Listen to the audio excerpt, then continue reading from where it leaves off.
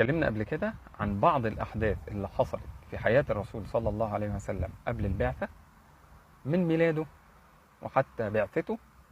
لما ولد الرسول صلى الله عليه وسلم كان عادة أهل مكة في الوقت ده إن كل الرضع بيجوا الأعراب من بره من البدو، ياخدوا الرضع يرضعوهم خارج مكة لأسباب.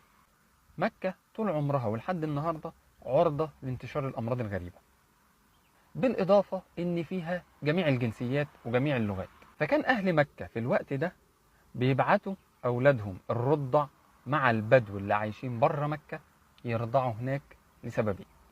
السبب الأولاني إن هم يبعدوهم عن الأمراض اللي قد تنتشر في مكة تجيلها من خارج مكة. السبب الثاني إن اللي بيتربى في مكة ما بتطلعش لغته العربية سليمة 100%، لأنه بيحتك بالأجانب واللغات المختلفة.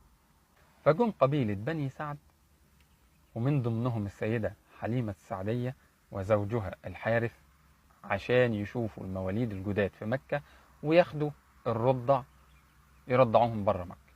وهم كانوا بيعملوا كده عشان هم كانوا ناس فقراء، فكانوا بيسترزقوا من الموضوع ده.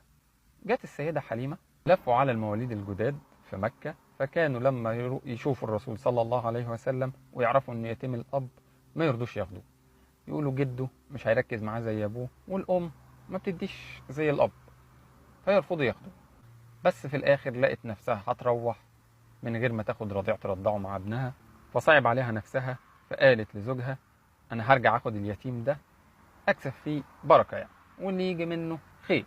وكانت هي داخله مكه على اتان انثى الحمار، وكانت ضعيفه عرجه مش قادره تمشي. لما خدت الرسول صلى الله عليه وسلم واول ما ركبت على الاتان بقت زي الرهوان، صاروخ، لدرجه ان الناس اللي معاها استغربوا، هي دي نفس الاتان اللي انت جايه بيها؟ قالت لهم اه والله. استغربوا ايه ده. لما روحوا وصلوا القبيله بتاعتهم، كان عندها معزه صغيره يدوب بتجيب لبن، تحلب المعزه، جابت لبن شبعهم وشبع الرضيعين كمان، لان هي بتتغذى عشان تغذيهم.